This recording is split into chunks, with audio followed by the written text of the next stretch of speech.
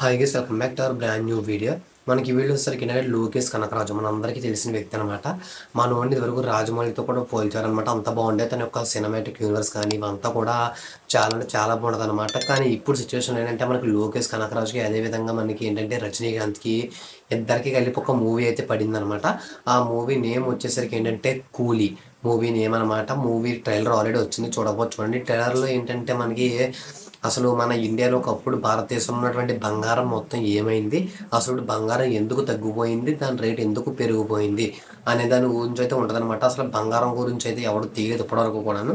ఆ విధంగా బంగారం గురించి అయితే ఉండబోతుంది అనమాట. నిన్న మనకి నాగార్జున గారి పుట్టినరోజు సందర్భంగా నాగార్జున గారికి సంబంధించినటువంటి ఒక లుక్ను కూడా రిలీజ్ చేశారనమాట.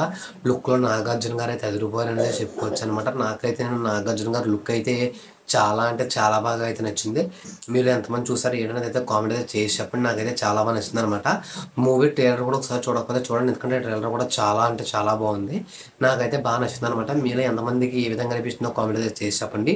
ఇలాంటి మూవీ వీడియోస్ కోసం లైక్ చేసి సబ్స్క్రైబ్ చేసుకోండి.